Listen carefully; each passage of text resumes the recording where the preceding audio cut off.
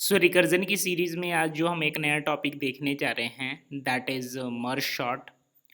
Shorting के कई algorithm होते हैं बट मर्ज शॉर्ट काफ़ी फेमस हैं एंड ये इंटरव्यू में कई बार पूछा भी जाता है। Sometimes they can call you directly like you please implement the merge sort किसी भी एक लैंग्वेज में like C plus plus python java C sharp anything. So you have to do that. So आज हम वही देखने वाले हैं। सो hi guys, my name is Sandeep and interview फंडे में आपका स्वागत है। So let's start the video. Video को स्टार्ट करने से पहले आज हम जान लेते हैं कि मर्ज शॉट एग्जैक्टली होता क्या है with the help of diagram. फिर हम इसके फ्लो को एग्जैक्टली हम कोडिंग के हेल्प से देखेंगे and I will try to make you understand correct. So चलते हैं डायग्राम की। सो जैसा कि आप देख रहे हैं हमने एक एग्ज़ाम्पल लिया है। एग्ज़ाम्पल हमारा है 268543। ये आप कह सकते हैं काइंड ऑफ एक एरे है और एरे में हमारे पास 6 एलिमेंट हैं। अब मर्ज शॉर्ट करता क्या है? मर्ज शॉर्ट एक डिवाइड एंड कंकर रूल पे बेस्ड है। डिवाइड एंड कंकर रूल क्या कहता है कि आप इसको डिवाइड करते जाएंगे एंड फाइनल इसको कंकर आई मीन मर्ज करेंगे। सो जैसा कि आप देख रहे हो यहाँ पर हमारे पास एक एरे है। हमने इसे दो पार्ट में इक्वल इक्वल डिवाइड कर दिया है। इक्वल के बाद अगर फिर हमने फर्दर डिवाइड किया है, फर्दर आप यहाँ पे देख सकते हो कि हमारे पास 2 6 8। हाँ, अब ये फर्दर डिवाइड नहीं हो सकता। इन द सिमिलर फैशन हमने 5 4 3 को भी डिवाइड कर दिया है। ये अब क्या होगा कि ये मर्ज होंगे। मर्ज जब भी होंगे तो ये कंपेयर करके मर्ज होंगे और यहाँ पर देखा जाएगा। हमारी पॉसिबिलिटी ये रहनी चाहिए कि छोटा एलिमेंट पहले एंड देन ग्रेटर। तो ये इस तरीके से मर्ज होंगे कि सो दैट ये एक शॉर्टिंग एल्गोरिदम है। तो हम इसे शॉर्ट करके साथ के साथ मर्ज करते रहेंगे। लाइक जैसे 2 6 8 ये तो अपने आप में ही मर्ज है, तो यहाँ पर कोई ज़रूरत है नहीं। बट फिर भी ये आपका फाइनल आउटपुट यही आ जाएगा 2 6 8 मर्ज होने के बाद। बट ये 5 4 3 जब ये मर्ज होगा तो आपका ये नहीं रह जाएगा, आपका ये 3 4 और आपके पास 5, ये 3 एलिमेंट हो जाएंगे हमारे पास। करेक्ट। अब हम क्या करेंगे कि इन दोनों को फर्दर हम मर्ज करेंगे। तो अब हमारे पास 2 6 8 के अलावा यहाँ पर हमारे पास जो फाइनल मर्ज के बाद जो चीज़ें मिलेंगी 2 6 8 और वेट वेट वेट यहाँ पर आपका अगेन मर्जिंग होगी। जब हम इसे 2 6 8 को यहाँ पर मर्ज करते हैं 3 4 5 के साथ, तो हम इसको भी अगेन द सिमिलर पैटर्न से ये हम रिकर्सिवली करेंगे, मैं दिखाऊंगा आपको। तो 1 बाई 1 इसको भी कंपेयर करेगा तो फाइनल हमारा जो आउटपुट आएगा वो 2 आएगा, फिर उसके बाद 3 आएगा एंड 4 आएगा and 5 and 6 and finally 8। So this would be our answer correct. So इस तरीके से हमारा ये वर्क करता है। अब कोड देख लेते हैं जल्दी से। सो मर्ज शॉर्ट जैसा मैंने बताया ये डिवाइड एंड कंकर रूल पे बेस्ड है। तो हमें क्या करना है कि एक अपने एरे को, यहाँ पर हमारा इनपुट है, इनपुट वेरिएबल जो पैरामीटर में आ रखा है वही एक एरे है। हमने उसे दो भाग में डिवाइड करना है। दो पार्ट में डिवाइड करने का तरीका क्या है, जस्ट लेंथ को हम 2 से डिवाइड कर देते हैं जैसा कि आप देख रहे हो। सो फर्स्ट हाफ हमें हमारा यहाँ तक हमने सिर्फ वही काम कर रखा है। फर्स्ट हाफ में हमें लेंथ मिल जाती है, फर्स्ट हाफ की सेकंड हाफ में हमें लेंथ मिल जाती है। फर्स्ट हाफ के लेंथ को घटाकर हमें पता लग जाएगा कि सेकंड हाफ में कितने एलिमेंट हैं। तो ये फर्स्ट हाफ और सेकंड हाफ हमने एरे बना दिया है और इसमें अब वैल्यू भी हम क्या करते हैं लूप की हेल्प से इसमें असाइन कर देते हैं। क्योंकि हमारे पास इनपुट एरे है, हमने क्या किया कि इसकी लेंथ के अकॉर्डिंग फर्स्ट पार्ट के एरे में हमने इसे असाइन कर दिया है। इन द सेकंड पार्ट में भी हमने वही काम किया है। तो अब जो एल्गोरिथम हमारा कहता है कि मर्ज शॉर्ट को हम कॉल करेंगे तब तक, जैसा कि रिकर्सिवली में हम देखे हैं, हमें इस रिकर्जन की हेल्प से सॉल्व करना है। तो हमारा बेस केस अगर आप टॉप पे देखोगे तो बेस केस हमारा क्या है, input dot length less and equal to 1 होना चाहिए। अगर ऐसी सिचुएशन आती है कि हमारा लेंथ 1 या 1 से छोटा हो जाता है तो हम क्या करेंगे, वहाँ से बाहर चले जाएंगे, रिटर्न कर देंगे। ये हमारा बेस केस हो गया। और एक्चुअल एल्गोरिथम हमारी ये है, हमें क्या करना है, मर्ज शॉर्ट को कॉल करना है पहले पार्ट के लिए, मर्ज शॉर्ट को कॉल करना है अगेन सेकंड पार्ट के लिए। कहने का मतलब ये फर्दर डिवाइड होता रहेगा, डिवाइड एंड कंकर रूल पे बेस्ड है तो।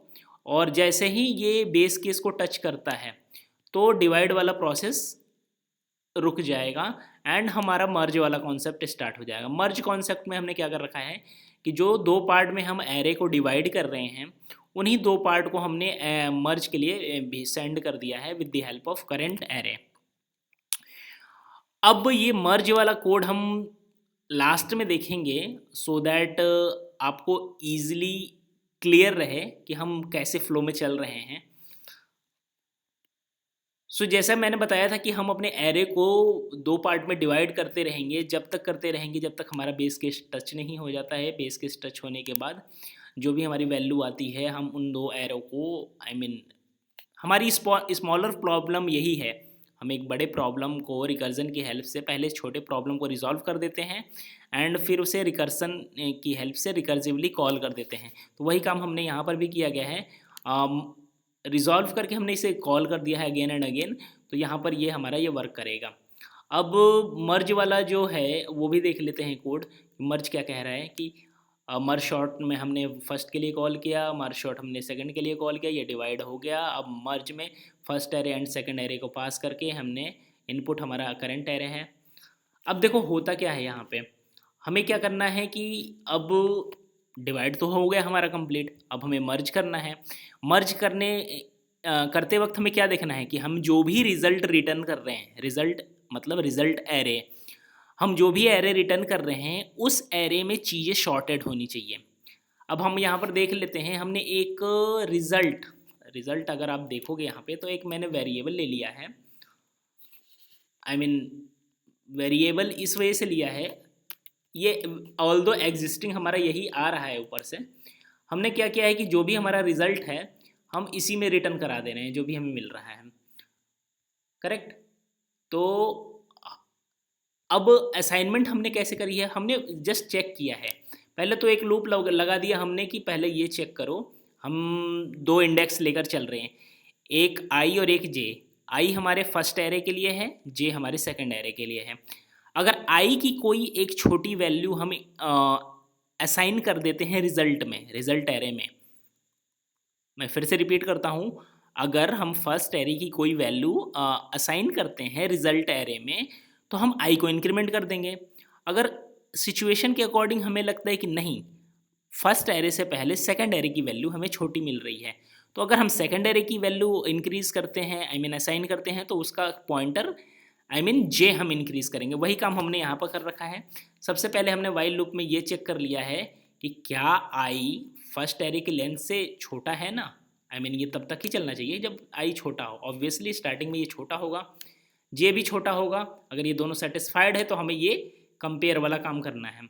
इफ़ में हमने देख लिया कि फर्स्ट एरे का आई अगर सेकंड एरे के आई से छोटा है, अगर हमें पता लगे कि फर्स्ट एरे छोटा है, फर्स्ट एरे का एलिमेंट छोटा है, जैसे कि यहाँ पर मैंने बताया आपको, जैसे 543 था, 543 में अगर आप ध्यान से देखोगे तो यहाँ पर हम जब इन दोनों को मर्ज कर रहे थे तो फर्स्ट एरे में हमारा 268 था।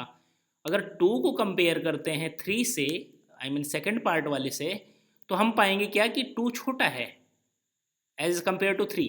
तो हमें अगर ऐसा मिलता है कि फर्स्ट एरे की वैल्यू किसी भी इंडेक्स पे, मतलब स्टार्टिंग हमारा 0 से हो रहा है, अगर उस इंडेक्स पे अगर हमें मिल रहा है कि फर्स्ट एरे छोटा है तो हम क्या करेंगे, फर्स्ट एरे को पहले रिजल्ट में असाइन कर देंगे। और सिंस ये हमने बताया था कि ये फर्स्ट एरे का इंडेक्स आई है तो हम आई को इंक्रीमेंट कर देंगे। के हमारा इंडेक्स हमारे रिजल्ट के लिए है, रिजल्ट को जैसे जैसे इंक्रीमेंट होगा हमारा के प्लस का होता रहेगा। ये तो हो गया इफ़। अगर ऐसा नहीं होता है, फर्स्ट एरे ग्रेटर है नॉट स्मॉलर, तो उस केस में क्या करेंगे, सेकंड एरे वाले की वैल्यू को हम रिजल्ट में असाइन कर देंगे। ये वर्क हमारा तब तक चलता रहेगा कि जब तक का हमारा आई उसके लेंथ तक रीच नहीं कर जाता। अब एक सिचुएशन और आती है, आप कहोगे कि ये दो इफ़ एल्स की इफ़ की क्या ज़रूरत है। ये दो इफ़ का इंपॉर्टेंस मैं बता रहा हूँ। So there can be possibility कि या तो फर्स्ट एरे जल्दी ख़त्म हो जाएगा या तो सेकंड एरे जल्दी ख़त्म हो जाएगा।